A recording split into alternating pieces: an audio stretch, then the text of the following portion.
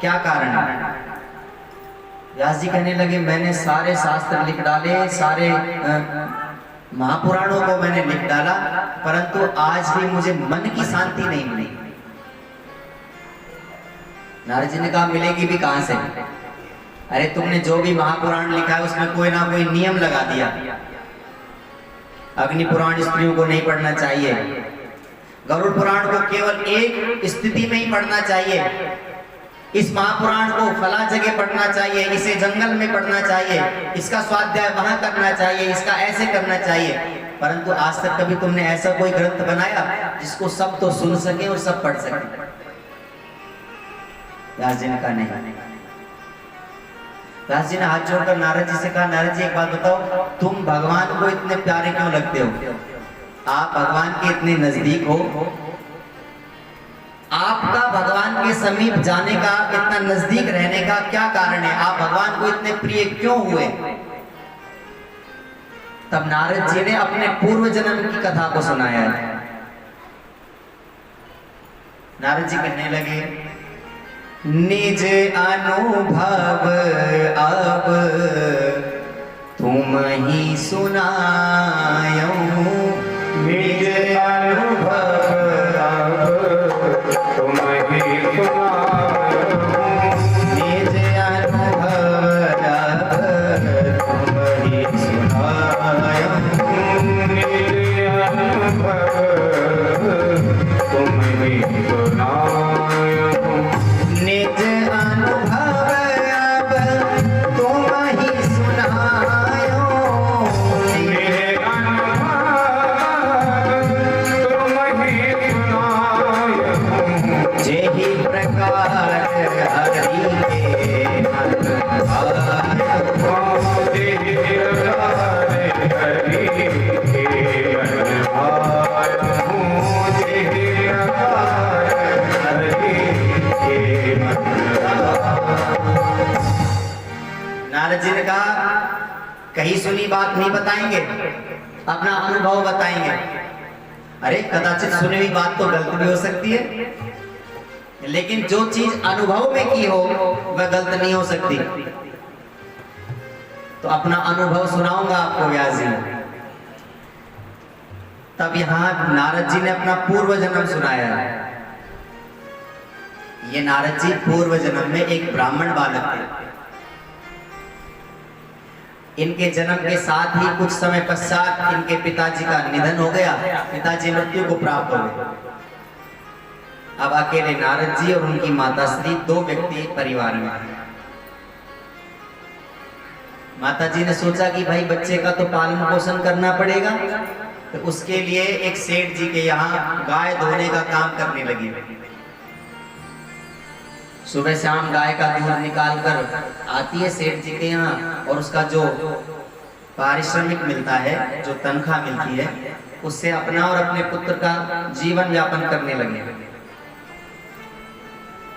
धीरे धीरे समय व्यतीत होने लगा। चतुर्मास का समय आ गया, बारिश के 4 महीने, वर्षा ऋतु। संत महात्मा बरसात के 4 महीनों में इधर उधर नहीं घूमते। उनका भाव होता है कि बरसात के समय में इतने जीव, कीट, पतंग, कीड़े मकोड़े इत्यादि बहुत उत्पन्न हो जाते हैं। यदि हम घूमेंगे, कदाचित हमारे पैर के नीचे आकर कोई कीड़ा मर जाए, कोई जीव मर जाए, उसका अपराध हमें लगेगा। तो संत इन 4 महीनों में एक जगह बैठकर चतुर्मास का व्रत करते हैं। तो कुछ महात्मा उन सेठ जी के यहाँ पधारे, जहां नारद जी की मैया गाय के दूध निकालने का काम करती है। सेठ जी ने कहा बहन सुनो, हमारे यहाँ संत पधारे हैं और आप ब्राह्मणी हैं, आपसे अच्छी सेवा इन संतों की कोई नहीं कर पाएगा। तो हमारा आपसे निवेदन है बहन कि आप इन संतों की सेवा का भाग ले लीजिए, 4 महीने आप इन संतों की सेवा करें। नारद जी की माता ने कहा ये तुम्हारा बहुत सौभाग्य हो, भाग्य कि हम संतों की सेवा करें। बोले नहीं नहीं, आप घबराना मत, इसका जो भी मोल होगा, जो भी आपकी तनख्वाह बनेगी हम और अतिरिक्त आपको इससे अधिक आपकी तनख्वाह देंगे। अब नारद जी के मैया सुबह शाम संतों के लिए भोजन प्रसादी बनाती है, संतों की सेवा करने लगी। महाराज नारद जी उस समय छोटे 5 वर्ष के बालक थे। अब अकेले बालक को मैया घर पे कैसे छोड़े, तो अपने साथ ले जाती है। नारद जी बैठे बैठे वैसे उन संतों को निहारते रहते हैं, देखते रहते हैं। संतों ने नारद जी को अपने पास बुलाया, पूछा बेटा तुम्हारा नाम क्या है? तो नारद जी कुछ बोल नहीं पाए, तो उन संतों ने नारद जी का नाम रख दिया रामदास। आज तुम्हारा नाम रामदास है बेटा। अब रामदास जी और उनकी माता जी दोनों संतों की सेवा करने लगे। मैया संतों के लिए भोजन बनाती है, नारद जी अपने छोटे छोटे हाथों से संतों को भोजन कराते हैं। उसके पश्चात संत जब भोजन कर लेते हैं, उनकी पत्तल पर जो शीत प्रसादी बच जाती है, झूठा जो भोजन बच जाता है, नारद जी उसको इकट्ठा करके एक पत्तल पर ले लेते हैं और संतों की आज्ञा लेकर, हे महाराज श्री, क्या हम आपकी झूठी शीत प्रसादी को ग्रहण कर सकते हैं? तो संतों की आज्ञा लेकर ही उस शीत प्रसादी को खाते हैं। देखो एक बात आपको बताएं, आप किसी आश्रम में जाएं, किसी महात्मा के यहाँ जाएं, गुरु जी के घर पे जावें, किसी तीर्थ स्थान में जावें, तो वहां उस स्थान का जो अधिकारी है, जो महंत है, आसन पर जो गद्दी पर जो बैठे हुए महंत जी हैं, उनकी बिना आज्ञा के उस आश्रम की, उस स्थान की एक भी वस्तु को नहीं लेना चाहिए। इसका अपराध लगता है। यहाँ तक कि ये भी कहा है कि उस आश्रम का एक पत्ता भी तोड़ना अपराध है। संत के आश्रम पर जाते हैं तो किसी वृक्ष का एक पत्ता भी संत की बिना आज्ञा के यदि आपने तोड़ दिया तो अपराध लगेगा। नारद जी निवेदन करते हैं संतों से, क्या हम आपकी शीत प्रसादी ले सकते हैं महाराज? संत कहते हैं हाँ पाओ। तो नारद जी उस शीत प्रसादी ग्रहण करते हैं। तो संतों का झूठा भोजन करने से, शीत प्रसादी खाने से नारद जी का मन पवित्र हो गया।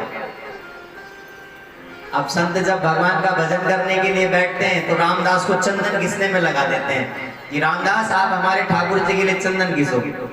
अब रामदास जी चंदन घिसते हैं। उसके पश्चात वही चंदन संत पहले भगवान को चढ़ाते हैं, फिर खुद अपने माथे पर लगाते हैं, और जो थोड़ा बहुत चंदन बच जाता है उसे नारद जी के शरीर पर लगा देते हैं। देखो संतों का झूठा भोजन करने से तो मन पवित्र हो गया, और भगवान का और संतों का झूठा चंदन माथे पर लगाने से तन पवित्र हो गया। जन्म जात ही नारद जी में भक्ति के गुण उत्पन्न होने लगे, भगवान से लगाव हो गया, भगवान के भक्तों से, उन संतों से प्रीति हो गई। लेकिन ये समय एक जैसा थोड़ी था, ये तो जाने वाला था। बारिश के वो 4 महीने चतुर्मास का समय व्यतीत हुआ, संत जाने लगे। रामदास को पता लगा, अरे संत मुझे छोड़कर जा रहे हैं। तो संतों के पीछे पीछे रामदास जी चल दिए। किसी ने जाकर रामदास की मैया को बताया कि तुम्हारा बेटा तो बाबा जियों के पीछे पीछे जा रहा है। दौड़ कर आई रामदास की माता जी, संतों से बहुत निवेदन किया, महाराज ये मेरे बुढ़ापे का सहारा है, ये एक ही तो है जिसे देखकर मैं जीवित हूँ। यदि ये भी आपके साथ चला गया तो हम किसके साथ रहेंगे, किसके भरोसे जिएंगे? संतों ने रामदास जी को समझाया, रामदास सुनो, अभी तुम्हारा सबसे पहला कर्तव्य, सबसे पहला धर्म है, तुम्हारी माता जी जीवित हैं, इनकी सेवा करो। जब तक माता जी हैं, इनकी चरणों की सेवा करना ये तुम्हारा परम धर्म है। रामदास जी ने कहा नहीं, हमें भजन करना है। संत कहने लगे, बेटा भजन करने की उम्र अभी तुम्हारी प्रारंभ हुई है, लेकिन देखो पहले सबसे बड़ा भजन तुम्हारे लिए यही है कि तुम अपनी माता की सेवा करो। लेकिन फिर भी संतों ने नारद जी के कान में एक मंत्र फूंक दिया और नारद जी से कहा, सुनो रामदास, जब तुम्हारी माता जी भगवान के धाम चली जावे तब तुम इस मंत्र का जाप करना और उसके बाद तुम वन में प्रस्थान करना, जंगल में रहना। धीरे धीरे समय व्यतीत होने लगा। तब नारद जी सुबह शाम बैठते हैं भगवान का भजन करने के लिए, तो भगवान से एक ही प्रार्थना करते हैं, हे ठाकुर जी, हमारी मैया को अपने पास बुला लो। जब तक हमारी मैया है तब तक हम आपका भजन नहीं कर पाएंगे, ऐसे गुरु जी का आदेश है, संतों का आदेश है। तो हम तो आपका भजन करना चाहते हैं, इसलिए काम करो, जल्दी हमारी मैया को अपने पास बुला लो। अब 5 वर्ष का बालक, अबोध बालक, क्या जाने, लेकिन हट है कि भगवान का भजन करना है। समय और व्यतीत होने लगा। एक दिन नारद जी की प्रार्थना भगवान ने सुन ली।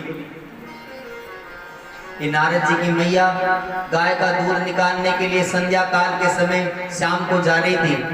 थोड़ी रात्रि हो गई, उस दिन समय कहीं इधर उधर ज्यादा लग गया, अंधेरा हो गया, ध्यान रहा नहीं। जैसे ही मार्ग से जा रही है तो एक काले सर्प पर उनकी माँ का पैर पड़ गया और उस सर्प ने दंश मार लिया, काट लिया। रामदास जी की माता जी भगवान के धाम को सिधार गई।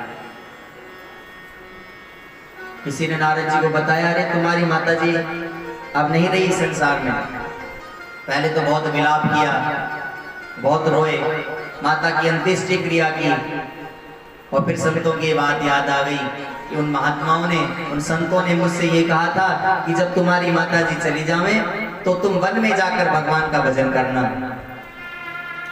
नारद जी ने उसी समय संसार के मोह माया को छोड़ दिया और वन में चले गए, बैठकर भजन करने लगे। जो द्वादशाक्षर मंत्र नारद जी को प्राप्त हुआ संतों के द्वारा, उसी का जप करने लगे। जप करते करते नारद जी की वह स्थिति आ गई कि मन में ही भगवान का स्वरूप स्थापित हो गया। चतुर्भुजी रूप में भगवान शंख चक्र गदा पद्म लिए हुए, पीतांबर धारण किए हुए नारद जी की मन में छवि आकर स्थापित हो गई। नारद जी को बड़ा आनंद हुआ, अन्न जल सब त्याग दिया, केवल भगवान की उस छवि को देखते जा रहे हैं और भजन कर रहे हैं। अचानक भगवान ने एक लीला की, नारद जी के मन से उस छवि को चुरा लिया। देखो, भगवान के भजन के मार्ग पर जब भक्त जाता है ना, तो भगवान उसकी बहुत परीक्षा लेते हैं। पहले तो भगवान ऐसा कर देते हैं व्यक्ति को कि वो बिना भजन किए रह नहीं पाएगा, बिना भगवान की चर्चा किए, कथा सुने, भजन किए, सत्संग किए बिना रह नहीं पाएगा। और जब परीक्षा लेना चाहते हैं भगवान, तो उसके मन को भजन से थोड़ा दूर करने लगते हैं। ऐसे बहुत व्यक्ति हमें मिलते हैं। व्यास जी, हम पहले भगवान का बहुत भजन करते थे, हमारा मन भगवान के भजन में बहुत लगता था, लेकिन अब क्या करें, मन जो है वो भजन में लगता नहीं है। ऐसा मन करता है कि ये सब कुछ छोड़ दे। जब ऐसी स्थिति आ जाए जीवन में, तो समझ लेना कि भगवान ने तुम्हारी परीक्षा लेना प्रारंभ कर दिया है। समझ जाओ, समझ जाना चाहिए। उस स्थिति में यदि संभल गए, अपने भजन को नहीं छोड़ा, भगवान के नाम का गायन नहीं छोड़ा, तो परमात्मा फिर वह पद देते हैं जो नारद जी को प्रदान किया।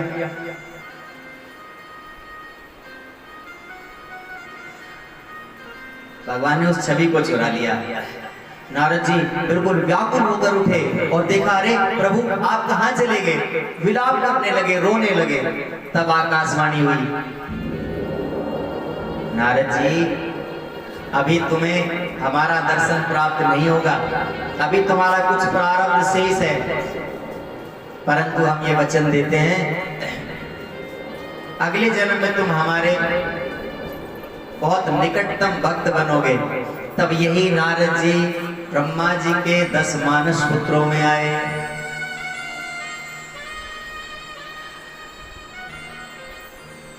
नारद जी कहने लगे, व्यास जी देखो, ये मेरा अपना अनुभव था जो मैंने आपको सुनाया। इसके साथ में नारद जी ने चतुर्श्लोकी भागवत का ज्ञान व्यास जी को दिया। जो ब्रह्मा जी के द्वारा नारद जी को मिला वही ज्ञान नारद जी ने व्यास जी को दे दिया। कहा व्यास जी ये सबसे बड़ा ज्ञान है जो मुझे मेरे पिता से प्राप्त हुआ है, इसलिए तुम